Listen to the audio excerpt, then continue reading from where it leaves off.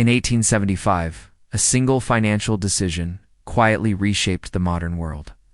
No armies marched, no flags were raised, just a signature and a transfer of money. Britain, the most powerful empire on earth, urgently needed control of a narrow strip of water in Egypt, the Suez Canal. Without it, the road to India was slow, expensive, and dangerously exposed. France already had the canal. Time was running out. Parliament hesitated, and one banking family stepped in. Within days, £4 million worth hundreds of millions today was delivered to the British government. The deal was done. Britain secured its stake. 7 years later, Egypt itself fell under British control, and behind it all stood a name that had been quietly shaping wars, empires, and markets for generations: the Rothschilds. But how did one family rise from a cramped house in a German ghetto to become the financial backbone of empires?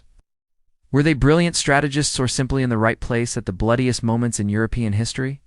And why does their name still provoke fascination, admiration, and suspicion today? This is not a conspiracy story. This is something far more powerful. Before we continue, make sure you're subscribed to Ancient Expos. If you want deep cinematic stories about the forces that shaped our world, power, money, empires, and secrets, this channel is built for you. Stay with us, because what you're about to hear will change how you see modern history. Long before their name echoed through parliaments and palaces, the Rothschilds were simply a Jewish family in Frankfurt. Their story likely begins centuries earlier, after Jewish communities were expelled from England and France in the Middle Ages. Waves of fear followed the Black Death. Jews were blamed, hunted, and forced eastward. By the time the Rothschild name appears in records, it doesn't describe a place, but a symbol.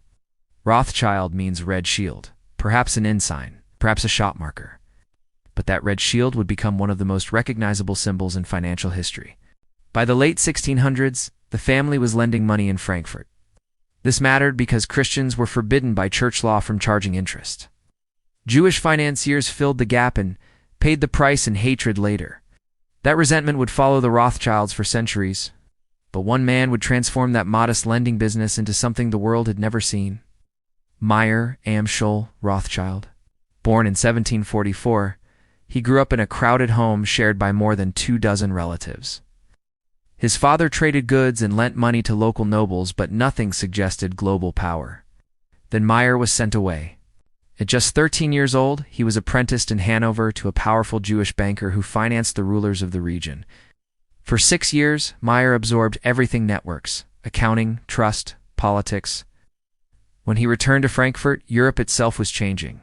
Capitalism was waking up. For thousands of years, trade had existed, but now it was transforming. Banks, stock exchanges, joint stock companies, and global trade routes were emerging. Adam Smith would soon publish The Wealth of Nations, arguing that wealth could grow infinitely, not just be fought over. But ideas need fuel. They need capital.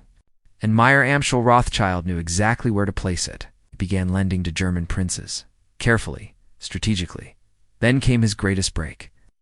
In 1785, William IX of Hesse-Kassel, one of the richest rulers in Europe, appointed Mayer as his personal financial manager. Suddenly, Mayer controlled a fortune larger than many governments, and then Europe exploded. In 1789, the French Revolution shattered the old order. Kings fell. Armies marched. Then Napoleon Rosan plunged the continent into war. From 1792 to 1815, Europe burned. Most bankers panicked. The Rothschilds adapted. Mayer loaned vast sums to Austria and Prussia. When Napoleon imposed a trade blockade on Britain, the Rothschilds quietly smuggled goods across borders using their network. War created chaos. Chaos created opportunity. But Mayer knew something even more important. Information was as valuable as gold. By the time he died in 1812, his system was already in motion. He had 5 sons. He sent them out like chess pieces across Europe. Frankfurt, London, Paris, Vienna, Naples, 5 brothers. One strategy: if governments fought, the Rothschilds financed both sides. If borders closed, they moved money through back channels. If bonds collapsed, they bought them cheap and waited. Then came 1815. Napoleon was defeated at Waterloo, and the Rothschilds knew first. Couriers reached Nathan Rothschild in London before official messengers reached Parliament. What happened next became legend. Markets moved, bonds shifted, fortunes were made. Was it insider trading by modern standards? Absolutely. But there were no rules yet. By the time peace returned, the Rothschilds were indispensable.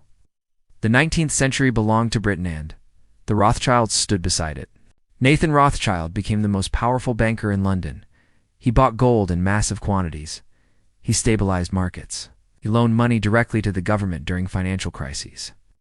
At one point, historians estimate Nathan controlled wealth equivalent to 1 in every 160 pounds in the British economy. And when Britain decided to abolish slavery in 1833, it faced a brutal problem. Slave owners demanded compensation. The government didn't have the cash, so Nathan Rothschild loaned it. That single transaction helped end slavery across the British Empire. Power used for profit, and sometimes for principle. Meanwhile, the Paris branch financed railways, factories, and the industrialization of France. They backed the newly independent Belgium. They shaped markets by dominating government bonds. In Austria, Rothschild loans kept the empire afloat, so much so that when Austria couldn't repay, it was forced to restructure itself into the Austro-Hungarian Empire in 1867. Money didn't just follow politics, it reshaped it. Not every venture succeeded. In southern Italy, the Naples branch collapsed after Italian unification. Political tides shifted. Old alliances died. But elsewhere, the Rothschilds expanded. They financed Brazil's peaceful independence from Portugal. They funded relief during the Irish potato famine. They helped displaced Scots emigrate during the Highland clearances. These were not profitable ventures. They were moral ones. Yet even generosity fueled suspicion. As anti-Semitism surged in the late 1800s, the Rothschild name became a target. Conspiracy theories spread claims that they secretly ruled governments, manipulated wars, and controlled the world. The truth was more complex. They influenced the world openly, through finance. They did not rule it from shadows. Then came diamonds. In southern Africa, the Rothschilds were the largest investors in De Beers. Cecil Rhodes was the face, but the Rothschilds were the financial backbone. For a time, De Beers controlled nearly the entire global diamond trade. Once again, the pattern repeated. Infrastructure, resources, long-term dominance. The 20th century, however, would bring disaster. World War I shattered Europe. Revolutions followed. The Rothschilds helped rebuild, but the old world was gone. Then came the Great Depression. In 1931, Creditanstalt, an Austrian bank, founded by Rothschild's capital, collapsed. Panic spread across Europe. Extremism surged. The Nazis rose. And the Rothschilds became symbols of everything Hitler hated. Their banks were seized, art stolen, family members arrested. One branch barely escaped Austria alive. During the Holocaust, wealth offered no immunity. After World War II, the Rothschilds rebuilt but never regained their old dominance. The center of global power had shifted to the United States, and yet they never disappeared. Today, there is no single Rothschild worth hundreds of billions, but collectively, their wealth still reaches into the hundreds of billions of dollars spread across trusts, companies, vineyards, banks, and investments. Chateau Lafite. Rothschild alone is worth billions. Rothschild Co. manages tens of billions in assets across London and Paris. They are quieter now, less visible, but still powerful. Like the Vanderbilts in America, their wealth diffused across generations, yet never vanished. So what are the Rothschilds really? Opportunists shaped by war. Brilliant architects of modern finance. Or simply a family that understood one truth earlier than anyone else? That money moves the world, and those who move money shape history. From revolutions to empires, from famine relief to global markets. The modern world cannot be understood without them, and that may be their greatest legacy. So now we ask you, were the Rothschilds the greatest banking dynasty in history? Or were they extraordinarily lucky beneficiaries of Europe's bloodiest wars? Let us know what you think in the comments. And if you want more stories like this, deep, honest, and revealing, stay with Ancient Expos. Because history isn't just about kings and battles. Sometimes, it's about who paid for them.